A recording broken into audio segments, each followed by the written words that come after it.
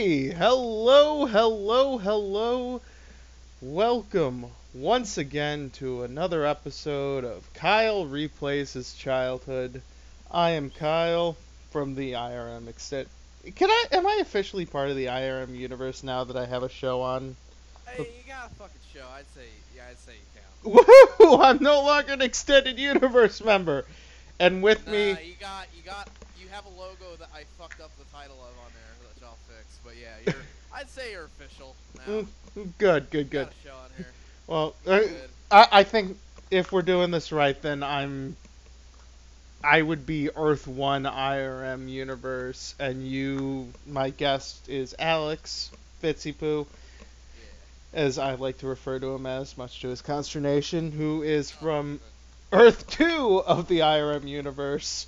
You're Guy Gardner, and I'm fucking normal Flash. Guy Gardner was a Green Lantern. Exactly, my favorite Batman. Ah, of course. And Alan Scott's gay now. Yeah. Now, if you want to get on that, yeah, they're like, we need to Marvel's being all progressive and everything. DC's like, how about we make this version of a character we haven't really used in 40 years gay? And it'll work. It's fine. But no, we'll talk more about just how DC and Consternation is just screwing up their own universe. But I gotta stop you. That whale is so fucking familiar, but I don't remember exactly what it's from. that is Maref Whale. He's from an episode of C Lab. But today on Kyle Replays His Childhood, I popped it up on the screen already. We are playing Rockin' Cats for the NES and the NES.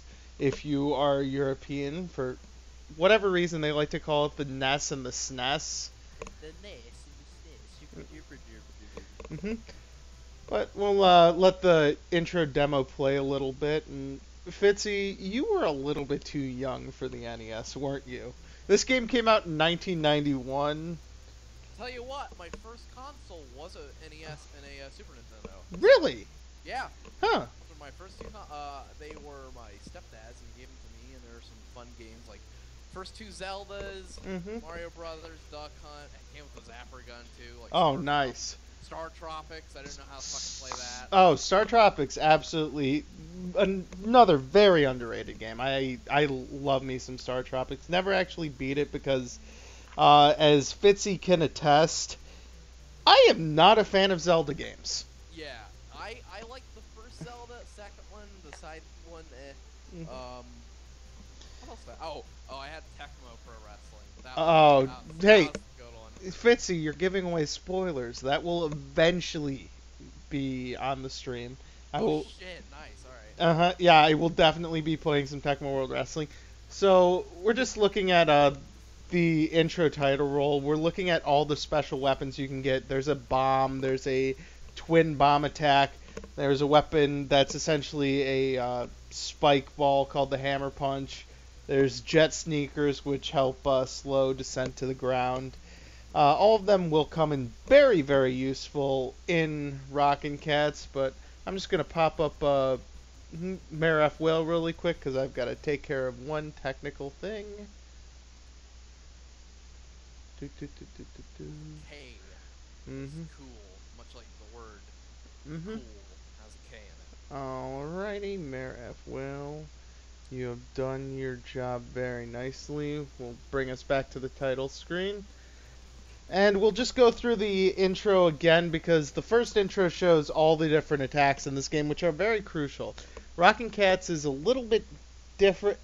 It's got its own gimmick. The best way I can describe it is a combination of Bionic Commando and Mega Man. You have a punch glove, so you can punch with it. You can jump.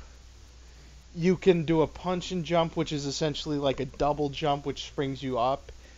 A smash attack, which is completely useless and one of my pet peeves about this game.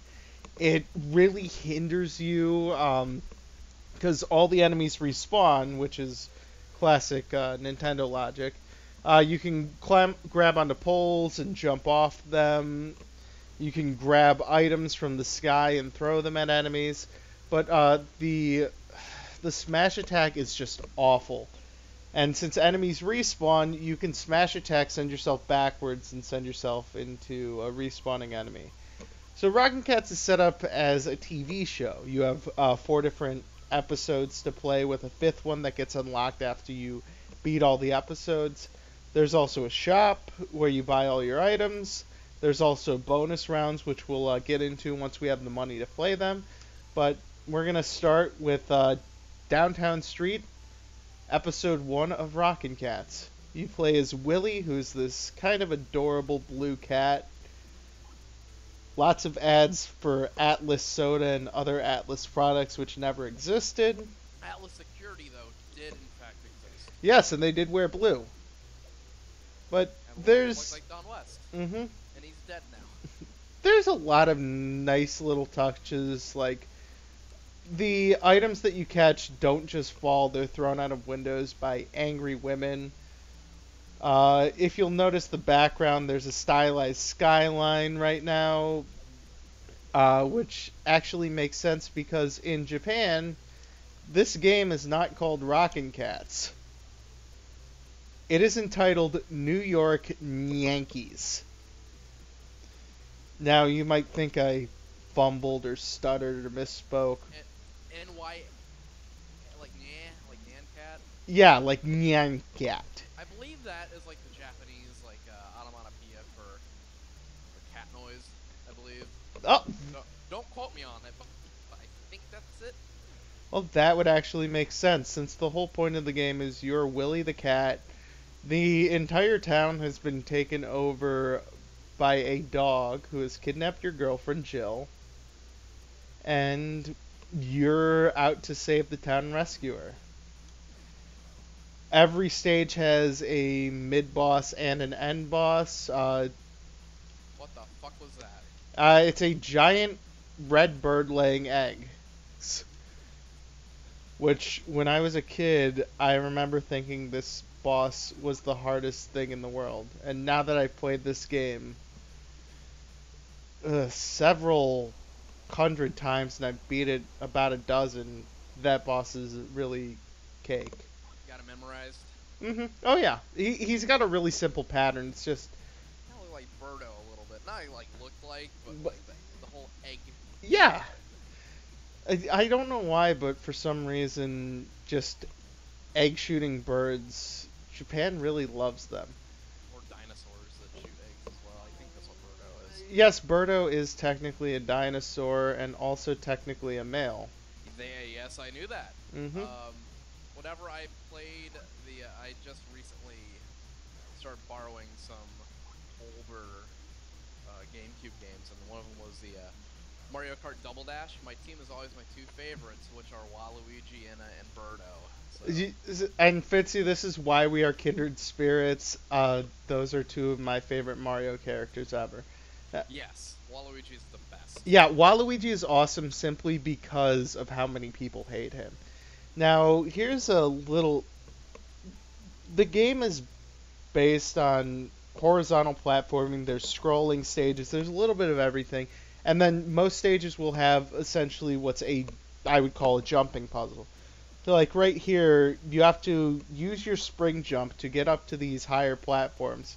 Use your spin jump to continue to move up while still killing enemies and voiding. And granted, it's not too difficult, but as you get later on in the game, the puzzles become more difficult. When you reach the 5th level, it's a little bit more of a grind. And then there's the hidden level, which is just insane, and we'll play a bit of that at the end of the stream. It features possibly my favorite enemy in an NES game ever, but I'm not going to spoil that surprise. That is a dog and a big statement that you're making there. Oh yeah, well, it is a fantastic level. Okay, so just walk through this area, avoid the spotlights. They all get triggered. And before every boss fight, you have these little interstitial cutscenes with your girlfriend Jill. Help me, Willie. Now, is she a cat also? Yes, she is. There she is, okay. Mm-hmm. Cat with lipstick. Don't worry, Willie is coming as fast as he can. And also, I'd like you to pay attention to the picture they use for her in here, because the sprite in game looks absolutely nothing like her. Okay, good. He's gonna give us some of his heavy sound with the bull band. And the nice thing about these boss stages is they remind me a lot of.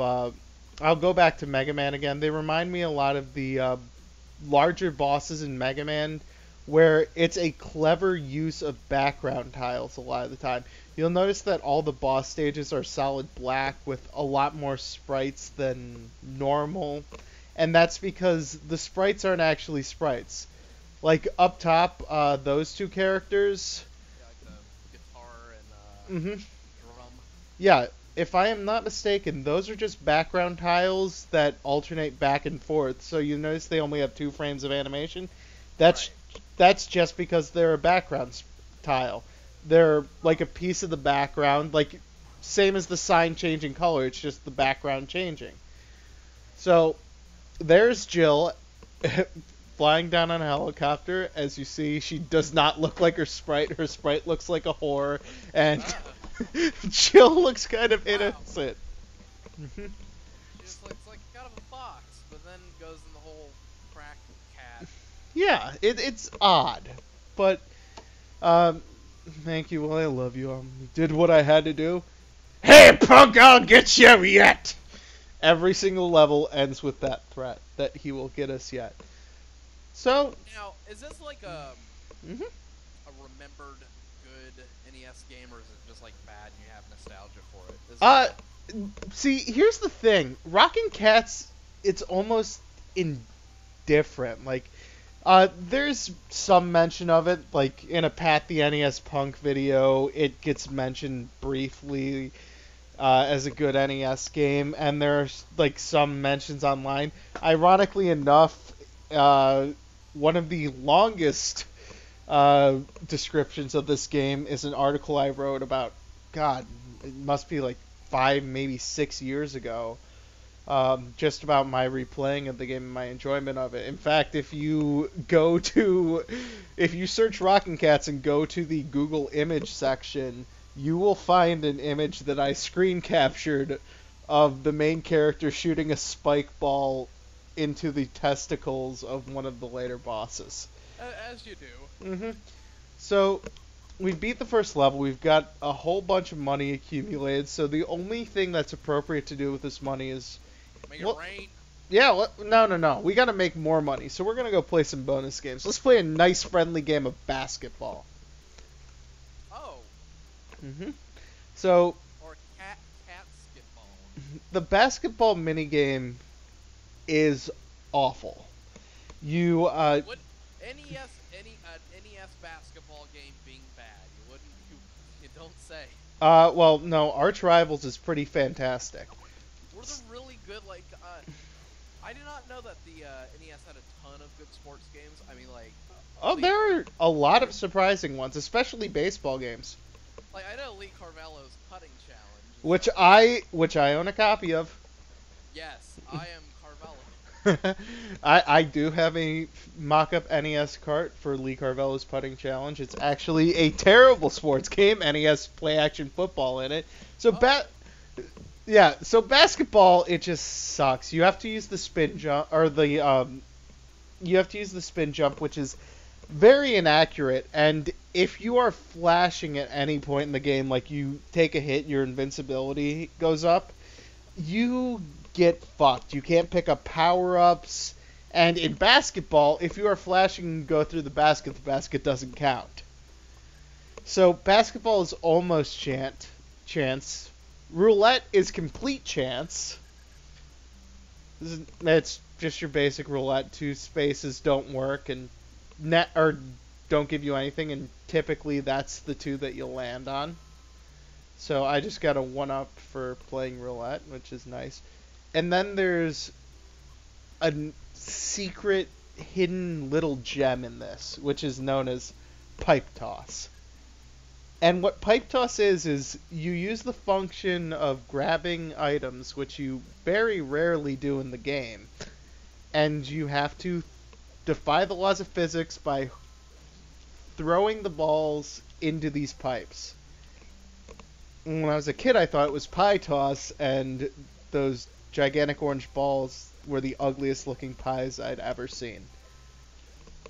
And when you're really good at that, you can get a perfect score like I just did, and basically earn all the money you need to buy the power ups. But we're just going to do a little bit of. I pre-played this because I don't want to make people wait. I'd rather they just enjoy us playing and talking about it. So we're just gonna do a little help and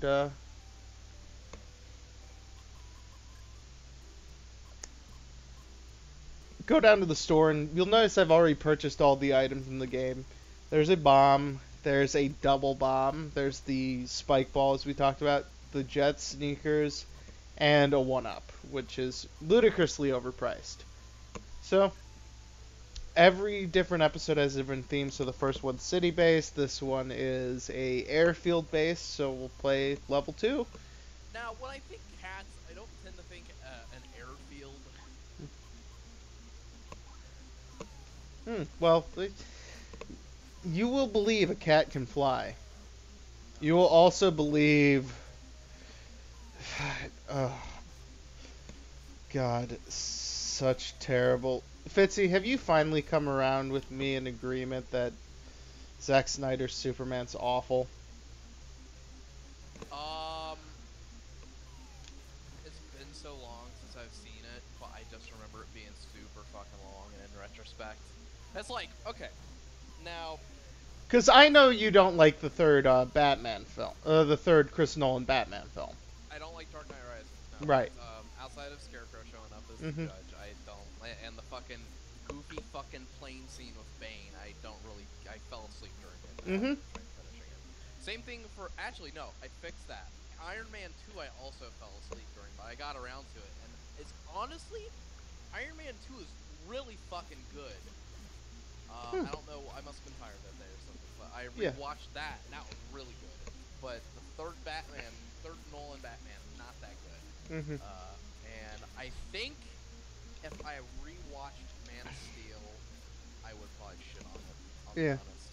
Yeah, because I remember after Man of Steel came out, like, once I had heard and I know it's not really good to have a opinion. Another auto-scrolling stage, by the way, with the plane here. Oh, yeah. And this leads to another boss battle. Now, why is Tails flying? He can fly already. Well, in the Sonic games, Tails does pilot an aircraft, too, which is weird. You know what's weird about Sonic? What? Everything. Well, yeah. Fucking everything about Sonic is weird bullshit. Including the fandom. Including one certain fan. There was actually, I'll regale you with the story here. Ooh, please do.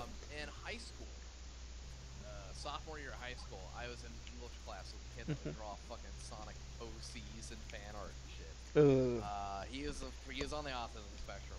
I don't know if that shocks you or not, but I saw him. I didn't say anything until the day I saw him drawing 2 of his fucking Sonic OCs kissing, and then I kind of went like, "What the fuck are you doing?" So with the vertical, like the jumping puzzle levels, having the hover boots is absolutely amazingly helpful because it slows your descent, and the hover boots are probably the best item in the game. The other items are really good and help out in certain situations like boss fights. Like if a boss is shooting off a lot of projectiles, the spike ball ends up blocking projectiles and going back at them. But the hover boots can be essential for a lot of the game, especially the end of it, and you'll see that later. But yeah, Sonic fans, there's just something about them. And they, for some reason, a lot of them will still swallow whatever Sega gives them. Pun not intended. Including, What was that really shitty Sonic game that came out? Oh, Sonic Boom. Sonic Boom with fucking roidy Knuckles, right? Mm-hmm. Yep. Oh Right. god. All right. Didn't that sell like really bad too? Yeah, that it did not sell well. It was a critical and commercial failure, but it sold enough to like warrant the continuation of the TV show and a possible sequel. Like they're trying to do it right now. Again, we get another interstitial cutscene. Help me, Willie. Wait, I'm coming as fast as I can. And his powerful machine is coming. So we're going to switch to the spike ball because the spike ball does double or triple damage on anything, and it can knock away projectiles, which two of this boss's attacks are. Alright. So it's always worth knowing your enemy. But yeah, Sonic, it's kind of funny because they have made good Sonic games as recently as I think Generations was 5 years ago. And Generations is a really fantastic game, but that was a really good Sonic game. what? That one that was on the Xbox that came out in 2006. Oh god, Sonic 06. The sad thing is like the Sonic path is very weird because the that game. Yeah, go ahead. Mm-hmm. Go ahead. The 16-bit, yeah, the 16-bit Sonic games are really good. I'm not personally the biggest fan of them, but I was a Nintendo kid. I had my Super Nintendo and my NES, and I got a Genesis, and I got Sonic and all that. I played it, and I never beat it, but I had fun with it. But then they skipped the Sega Saturn, which was the 32-bit generation, and they jumped immediately into Sonic Adventure, which is awful in hindsight. And Sonic Adventure 2, which is less awful in hindsight. And basically, it took until, I believe, Sonic Colors for them to make a decent Sonic game.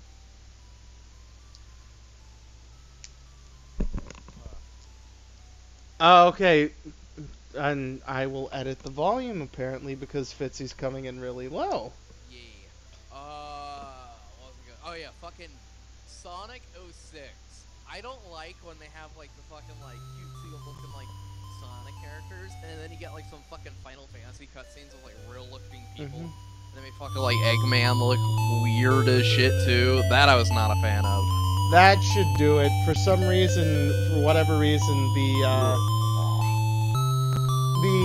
volume from Hitbox was really low. It just went low. So I apologize for that. Thanks for pointing it out, chat. But yeah, Sonic games, there have been 2 good ones in the past decade, which is actually astonishing. Because this is a character who once turned into a werewolf. And Sonic fans are even... Yeah, there was a Sonic game where he turned into a werewolf. And Sonic fans are even weirder. Like one particular one who Fitzy and I have been following for years. Yes. Well, we'll dive into him in a second, but I just want to take a brief segue and talk about Atlus a little bit more, the creators of this game. Atlus is a Japanese company. Ironically enough, they are currently owned by Sega. Sega. How is Sega doing, by the way, as a company? Because shitty. Because this is all I know about Sega is okay. So you guys know I'm a big fucking Godzilla fan. They made the before the 2014 Godzilla game came out, the one I streamed. They made the ones before that. They made Destroy All Monsters, Melee, Save the Earth, and Unleashed. So it seemed like they weren't putting, from what I understand, they weren't putting out consoles anymore, but they're still like kind of making games. Is that like accurate? Yeah, and there's some Sega stuff which is honestly really good that's modern. For example, Bayonetta 2, absolutely fantastic.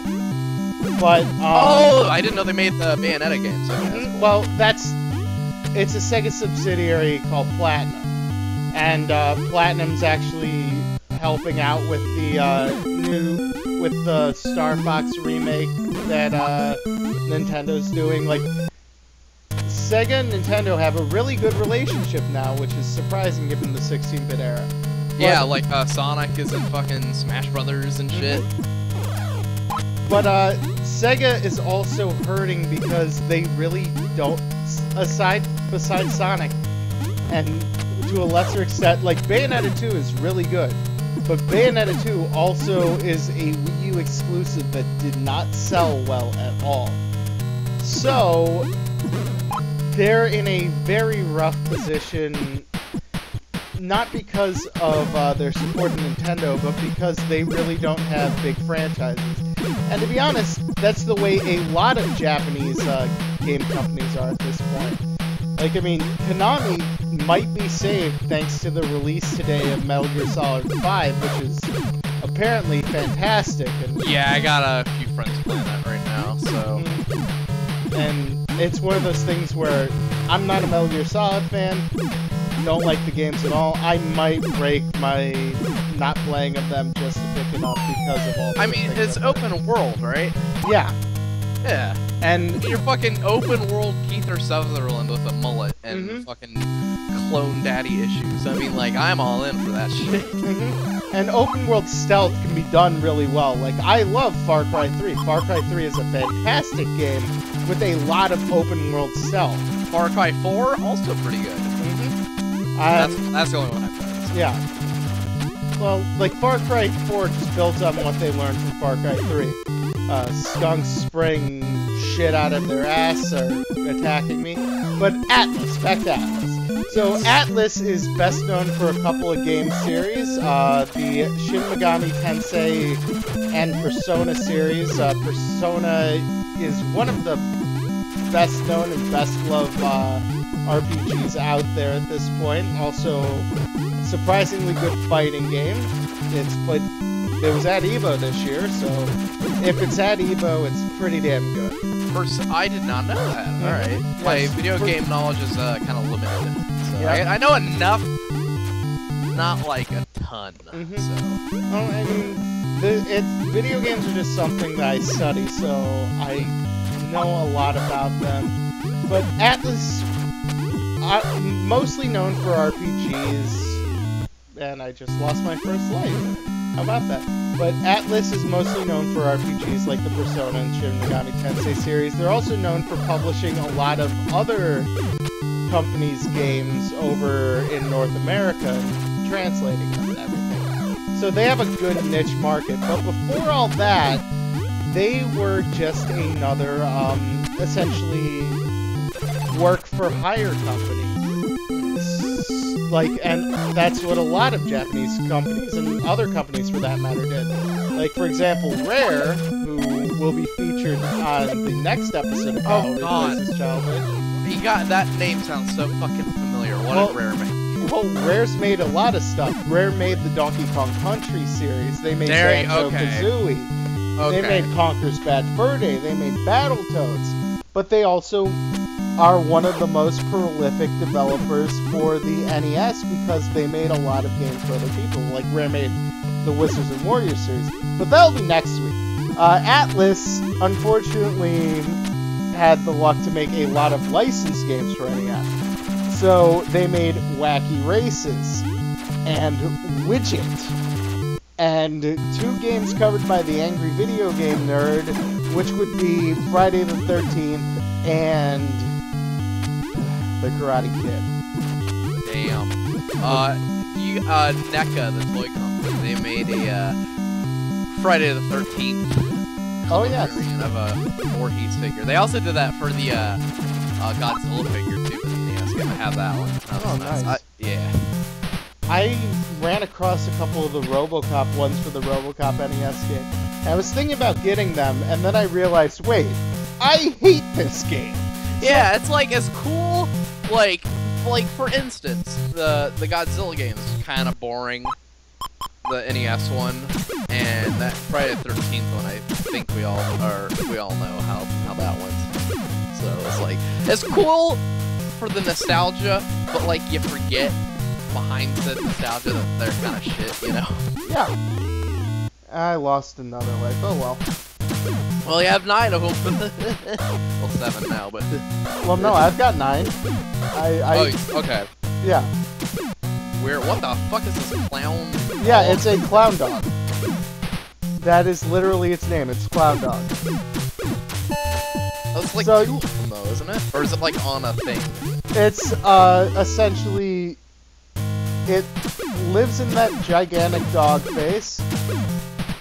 I just gotta get his pattern down. It's 3 bullets, 2 bullets, and you have to knock the clown face out of commission before you can attack the dog. And the one thing that kind of stinks about this game is there's a little inconsistency on damage. For example, hitting the dog's face, hitting the dog or the dog's face will cause you 1 heart of damage. But the thing the dogs shoot out cause, I believe, a half heart of damage. And there's some enemies where that's... Oh, thank God, the blue things actually do cause a full heart of damage, so it's at least consistent here. And there's a lot of enemies where it's completely inconsistent, like where it's better to get hit by a projectile than the enemy itself. This kind of weirds me out. I mean, there's little nitpicks like I said, enemies respawn very quickly, which can get annoying. Thankfully, not as bad as in a game like Ninja Gaiden. And some of the boss patterns are a little uneasy, but they're all fairly predictable. Just memorizing patterns and knowing. Like I said, this is years of me having played this game constantly. Like, Right. I mean, playing it for my refresher course for this episode, after about, I think, 3 or 4 lives, I was back in the groove fully. Damn. Yeah, I beat the game again just prior to, or over the past week, just to prepare for the episode. Nice. Again, you get the little nice backstory, and Willy looks an awful lot like Sonic the Hedgehog, doesn't he? A bit, yeah.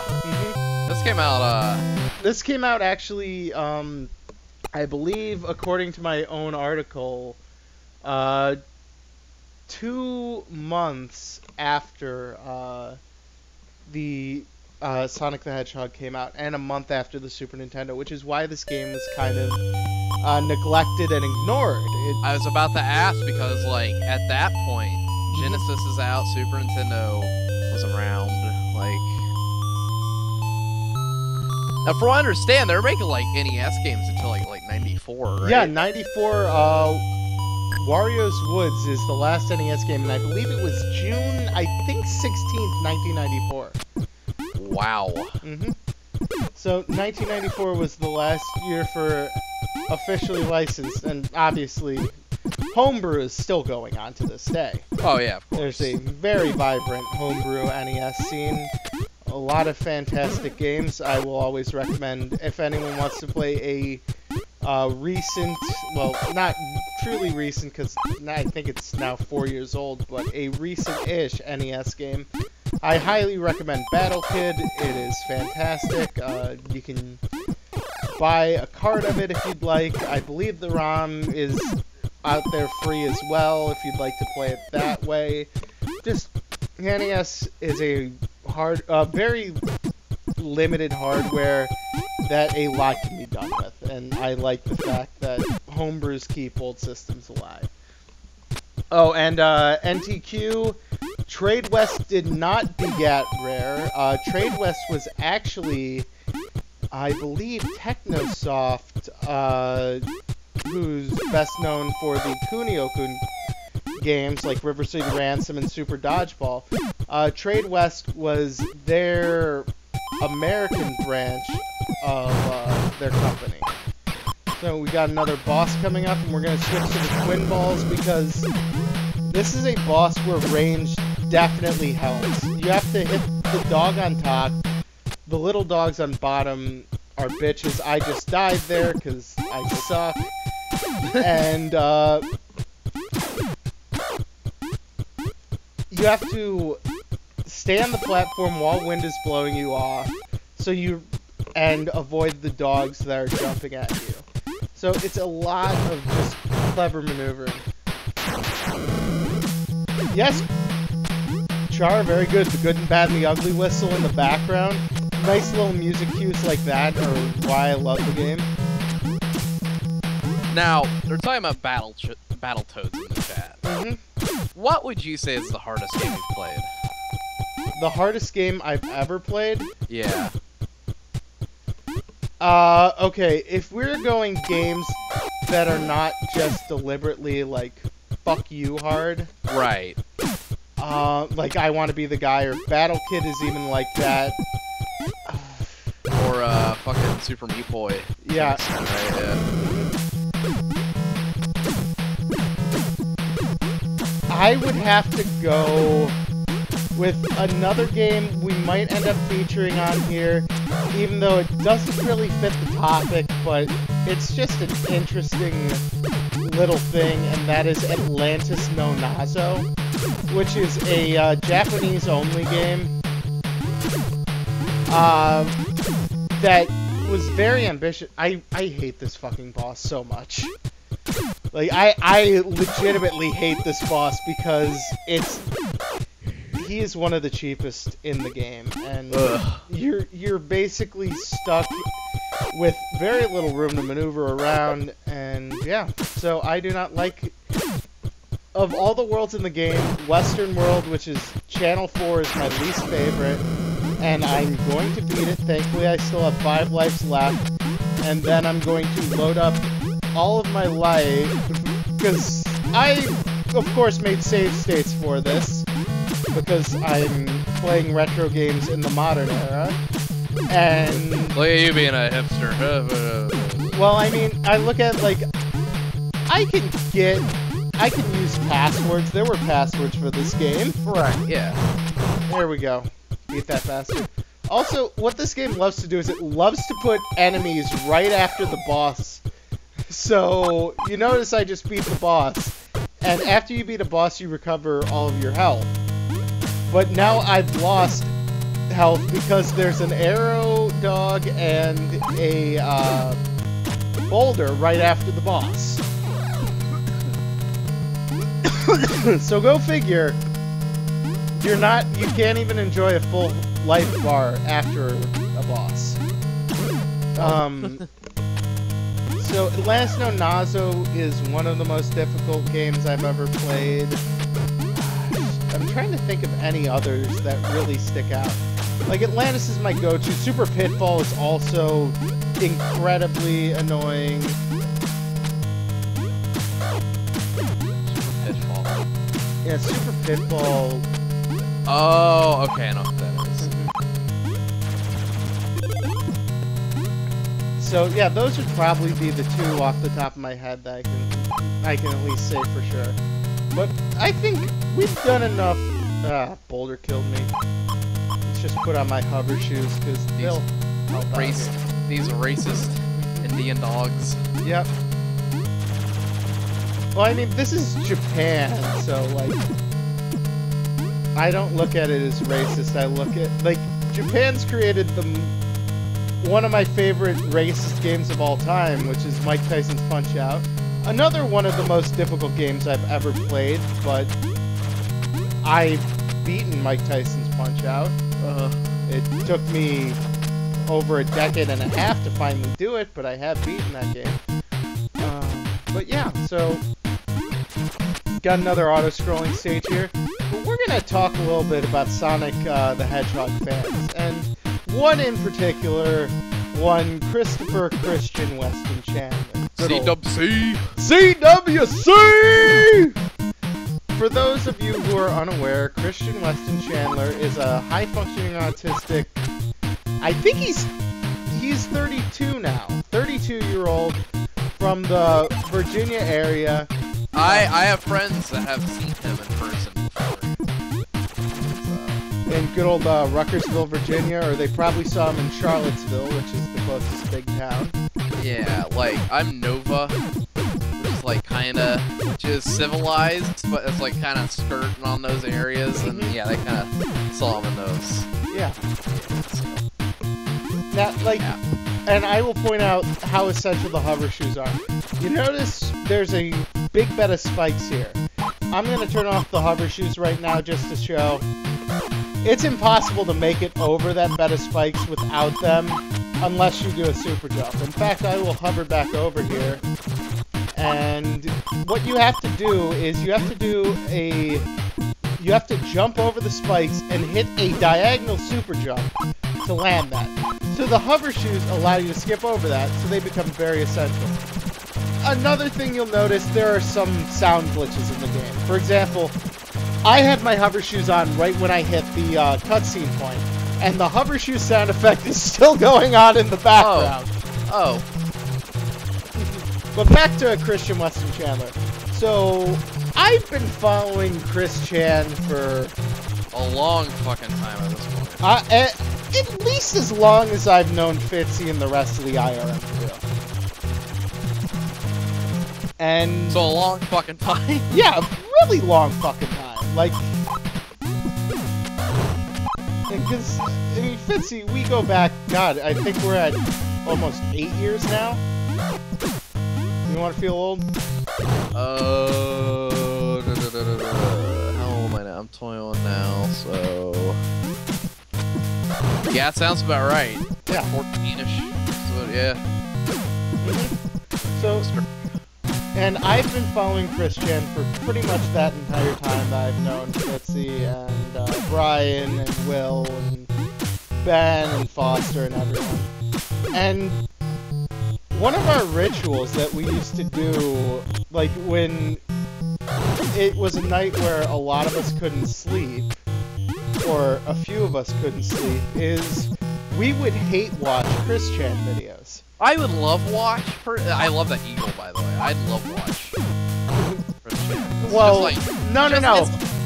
We would start love watching them, and then I would dig us deeper. That's fair. Okay, that'll... So I used the double balls on the eagle, and yes, that is their actual name, the double balls, because he has 3 patterns. He'll jump in, drop a rock, he'll fly over you and drop a rock right over you, and then he will fly low to the ground. And with the double balls, you get essentially extended range, and you can get multiple hits, which is always very helpful. Hello, Brian. Hey, Brian. When you fight Sonichu? You do not fight Sonichu in the game. However, we were just talking about Christian Weston. That's exactly why I brought it up. I was listening and watching. Oh, and NT, just going back to the chat, NTQ. Yes, every Mega Man after 3 is a good game. Like, people will say, oh, they're not good games. No, they're good. They're just not the best Mega Man games. Okay, so we reached the end of level... Let's go back to New York. Oh, no. This is New York Yankees, so it makes sense. New York Yankees? Yes, that is the Japanese title of this game. So, we're back to the level select. We've reached level 5. I'm actually going to go and load something from earlier. That leads me to believe that it's spelled N with the tilde, A-N-K-E-S. That needs to be a team of something, the New York Yankees. And the final level is I Love New York. Oh my god, it should be the New York Nyancats. Yeah, I made that earlier. Yeah, I said that earlier. Oh, okay. Fair enough. Okay. I believe Nyan is the onomatopoeia in Japan for cat. second favorite enemy in the game, Michael Jackson dog. Michael Jackson dog. Michael Jackson dog. He moonwalks onto the screen and he throws his hat at you. He is awesome. I don't know if Billie Jean is not my rover. He's just a dog that... I didn't think this out too far. Damn it. Bark. When you don't have anything, just make dog noises. Yes. Fair.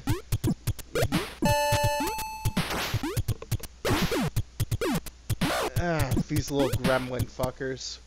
Okay, so it's like basically a side-scroller, kind of beat him up. Well, it's a side-scroller action where your main weapon is this punch glove, which can punch. You can super jump with it, as I'm doing right now.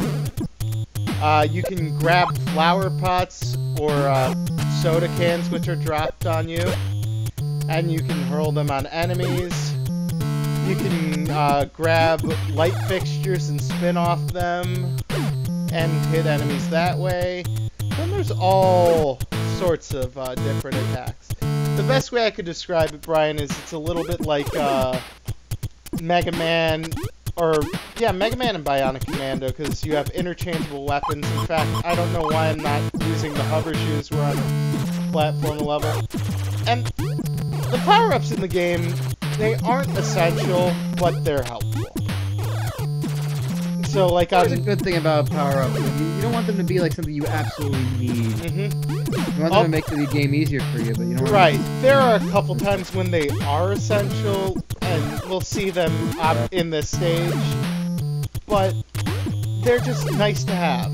And, like, for example, the bomb power-up, I never use it. And just like the old Mega Man games, there is a boss rush section. Oh hey, you're facing the Bullpain Band. Yep. This is the boss rush section, which was very typical of old Nintendo games. Oh my god, it's basically like a whack-a-mole sort of thing. Yeah, that's all it is. In fact, wasn't some of the Mario Brothers 3 when the Koopa kids were like each of the bosses for each level? Wasn't this some of theirs? In Mario World, actually, there are two of the Koopa kids have essentially whack-a-mole battles where it's World, not 3. Okay, I'm yeah, where 3 enemies pop out of a pipe. One is the Koopa kid, and the other 2 are decoys. Yep. That is Mario World. So, like, the music in this game is alright, but I love the boss theme here. It's just a nice, simple melody repeating, but really nice use of the NES sound chip. Good bass and essentially faux instrument quality. I just wanted to bring that up. And back to Sonic 2. So, like, yes, beat him with half a sliver of life left. Nice. So, like, Fitzy and I said,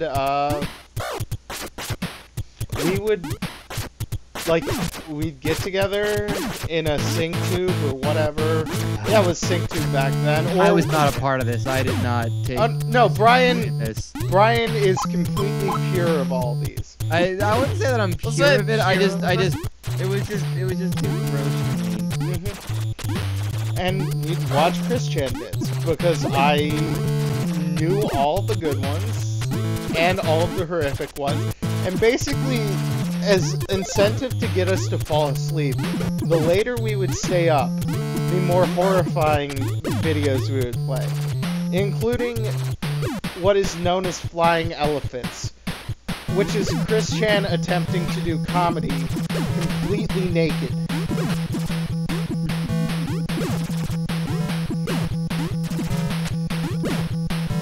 That's all coming back to me now. Yep, I'm sorry.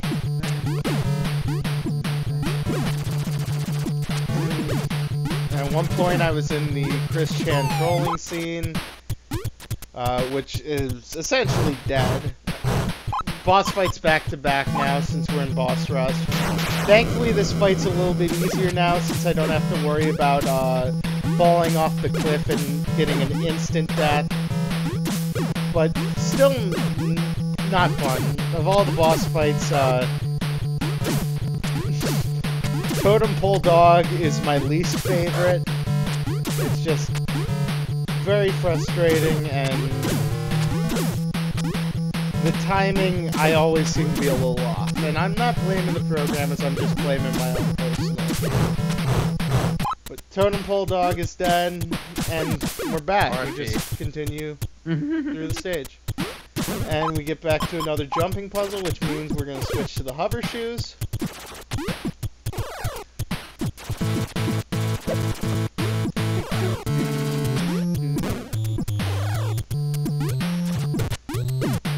These bats, I hate them. They shoot little bats at you, and like I said, getting hit in this game can get very frustrating because you will have that brief window of invincibility, which is normally good in games, but in here you can't pick up power-ups while you're invincible, and it just leads to frustration. So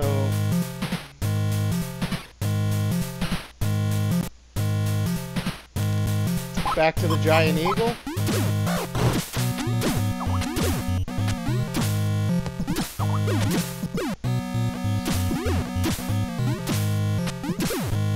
And just shoot our twin balls at him and go. Balls. There's also Vanilla Hot Hot Spicy Baby that Oh god, Vanilla Hot Hot Spicy Baby, which wasn't a video, that was a phone sex call.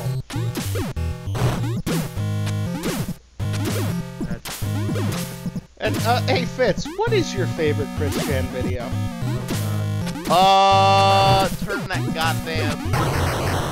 Yes. I'm gonna cut it down. I'm gonna cut it down. Cutting it down. What was his dad's name? Bob Chandler, the lumber. R.I.P. in peace. R.I.P. Bob. The only person who had any sense with his son. Because Chris's mom babies him incessantly.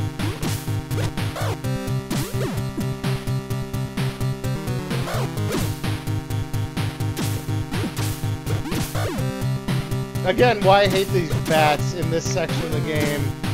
They're unavoidable and just a bitch to deal with. Another boss, back to the machine. And it's funny because in hindsight you look at NES games where they'll reuse bosses or they'll do a boss rush in them and it comes off as just very lazy programming. But when you realize that to program this game, they were using essentially the file size of... You see the image of Plock on the right-hand side of the stream? Yeah, they were using essentially that image's file size to program this game. That's how much space they had. So it's amazing what they were able to get done in that. It's just, you know, like, in hindsight, obviously, it doesn't look as good. But, you know, you do what you can. It's what you're working with. Yeah. You recycle assets. Everyone ends up doing that at one point or another. Recycle that asset. Mm-hmm. Oh.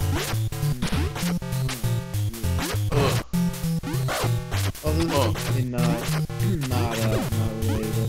My cat is on the couch right now for me licking himself.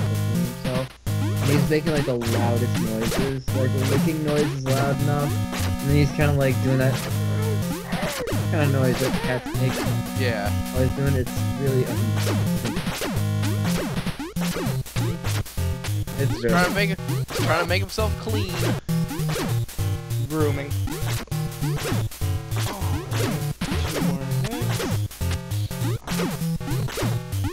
See, I have a real hard time picking out my favorite Chris Chan video. Like, shut that damn thing off with Bob is absolutely fantastic. Push back to the hover shoes, because we got some jumping puzzles coming up.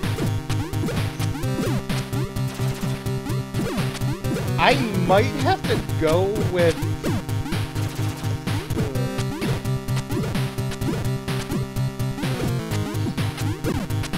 Fuck.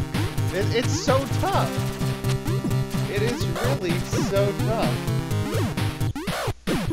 I don't know if I have a favorite. Really, huh? If I look at a list of them, then I probably would. Like, and as I said, Bob Walks In might be it. Just because of the whole dichotomy of everything. Oh, there's also July. Well, Julia is a classic, but watching it itself is horrifying. I'm just amazed by the, what particularly amazes me is the, And I've only seen one of them. It was the mall date set up with the dude in the pickle costume. Oh, Yes. yes. Because, like, That's in horrible. a vacuum, like, if you pretend that these aren't real people, then this is a hilarious thing. Yeah, in a back, like, and honestly, that's why I got out of the trolling scene. I was a troll for a good bit of time, like at least 2-3 years. This is an absolute true story. Kyle has been a troll consultant to me at least once. Yeah, like, and I got out because of the person who I was dealing with was a completely and utterly reprehensible human being. But it doesn't justify my actions at all, and for a long time I thought it did. And basically, after a while, you either resolve your life to it, or you learn, oh god, what the fuck am I doing? And I got to that moment and I just went, what the fuck am I doing? Thankfully I got out in time with my sanity intact, and you know, I read a apology to the person I trolled, and I know that will never be anything to them, but, and I just move forward and keep going. Ah, damn, another death. It's one of those we all do dumb shit. Yep. Wow, I'm having a shit time on this round. I'm just gonna let myself die and try it again. We all do dumb things. Like, for instance, mine does not really compare to any of this, but I thought, I have something funny to do before this. Let me watch this fucking Joseph Fritzl documentary on Netflix. I had this really stupid idea. I was like, hey, let me start a streaming channel and I'll do these video editing things. Brian, do you know who Joseph Fritzl is, Brian? I'm assuming he has something to do with World War II. He, Based on the name. Sounds he's big. this old Austrian guy Austrian. who, in the 80s, he locked his 18-year-old daughter in, like, a basement and had kids with her. I see. Yeah. So kidnapping and incest. Yes. Great, funny, good idea I had. This guy sounds like a real jerk. Yeah, a real jerk. Also, didn't he tell his wife that their daughter ran away? Oh yeah, he told her she ran away. The Like wife's that- not a very good, like... the wife, if that was the story and she bought it, she must not be very good with hide and seek.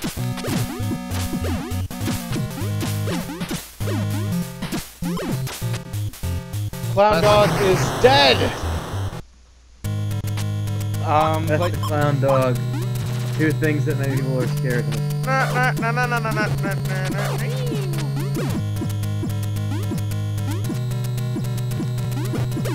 oh, let's Fucking Psycho Cirrus.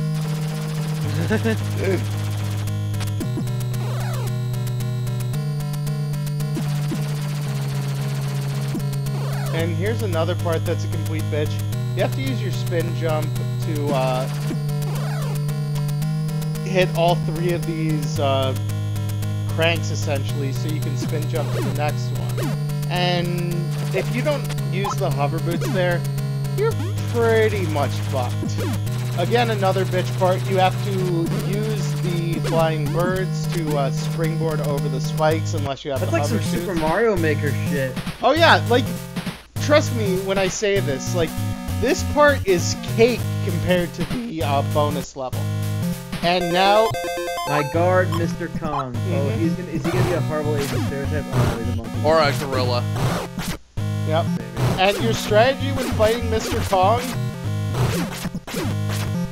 Go Get- for dick punches? Yes! It is punch him in the dick! Punching him... Punch him in the dick! Punch him in the balls! Punch him in the dick with a spike ball. That is your Punch him best in the strategy against him. balls. I love that his eyes are like popping out as you punch him in the dick. Oh no, he's crying. Oh, okay. I thought his eyes were bulging out. I was gonna say, I hope I never get punched in the balls so hard that it makes my eyes pop out of my head. Oh my god. That's a great fucking visual, though. Like, it has to be like one or the other. Like, the up, and it's gotta be an uppercut. It's Oh, an yeah. uppercut, Oh god, yeah. like an uppercut right square to the testicles, and then the guy like doubles over, and like the pain travels up his body and forces his eyeballs to pop out of his socket, and it goes like this. Oh my I feel god. like the finger in the mouth. Mm-hmm. Holy crap. That's the sound of it makes. That's the sound of it Yeah, makes. I can't really do it either. Oh, it's so good. Oh shit. One I'm- and the other, like not at the same time. Damn you, Kong! Pop, pop. And then his eyeballs are dangling. Now, if you will remember, I did start out with 10 lives in this level. I'm down to 6, and I might have to make a save state right before the final boss, just depending on how many lives I have left. You are skipping around too, so it's not like... Well, Brian, I played through the entire game on the stream. Right. Oh, really? Yeah. Okay, I thought you had a couple save states. Oh, I had a couple save states just so I could, like...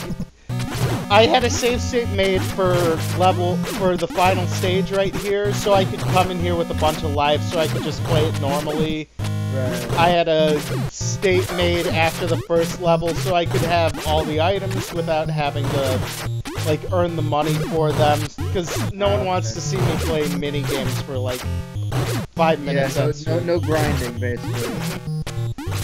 It's why I can't feature a lot of my favorite games, because I am a very big RPG fan. In fact, if anyone watching is a fan of RPGs... Ah! Beat Mr. Kong!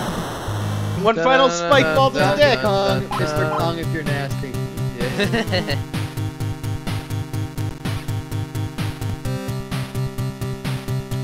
Okay, so just made a quick save state, so we don't have to worry. But if you are a Japanese RPG fan, I highly recommend that you pick up Grandia 2 Remastered, which was released this week for PC. Grandia 2 is a fantastic RPG with a great battle mechanic system. Not even use with Gronda, who was a demon-looking... What a rush.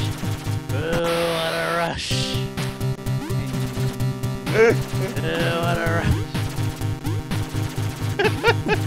So, okay, I'll have to give the backstory of that. So, Gronda, if you are familiar with AAA, Gronda is like a fucking demon-type Thing. thing. He was painted red, he had the abs painted on him, and he had like a mask that was like a devil mask, he had horns and shit. It's weird. And he wasn't particularly great, but he was like, you know, he was one of those like Antonio Pena creations, so of course he was a character that was still done in AAA. Where And they he probably had sex where with Antonio Pena's fucking Pena. ashes are still a goddamn thing. Well, he's apparently coming as fast as he can, this guy. Final boss time. Boss time. Wait. I'll be brief. So I guess Gronda, they had 2 Grondas, and one left of CMLL, and I guess came back. And he came back as like a different name, kind of like I have LA Park. And this evil Gronda was particularly worse in the ring. He was incredibly reckless. Just awful. And his music basically was the Ultimate Warriors theme with a loop of Road Warrior Hawk screaming, "Oh, what a rush," over it. I shit you not. That's a thing. It was a thing that AAA did. So, if you're surprised that AAA Mania was dodgy at best and had really convoluted storylines, which, by the way, is kind of a storyline that's been going on for like 8 years, then, yeah, there you go. So, the final boss is decently difficult. You have scrolling platforms that move constantly. he switches sides of the screen. He fires his gun, which shoots round bullets, like every gun in this game at you. And bombs drop from the sky. Who's dropping the bomb? And why are you not attacking them? I don't know, but holy shit, I beat him second try! Nice. I'm legitimately excited because this guy, it's taken me 20 tries before. Planet. They needed him. Yep. Moon obviously has a face just like the moon does. And, you know, we get a whole big ending and blah blah blah. But we don't give a fuck about that because the end is basically just Willy and his girlfriend kissing. No. What we care about is the best enemy in NES game history.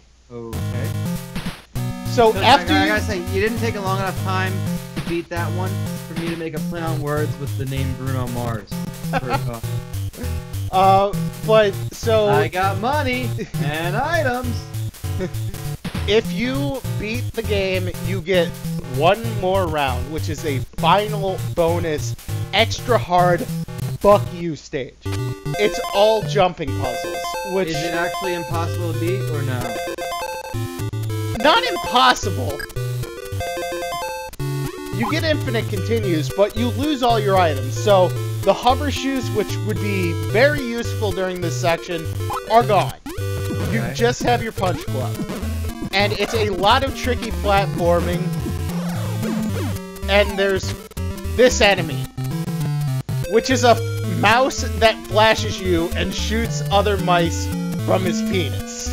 Well, and that is the greatest enemy in the history of Nintendo games. Fucking Stranger Danger Mouse. Mm-hmm. And okay, so that's the final thing I really wanted to show people.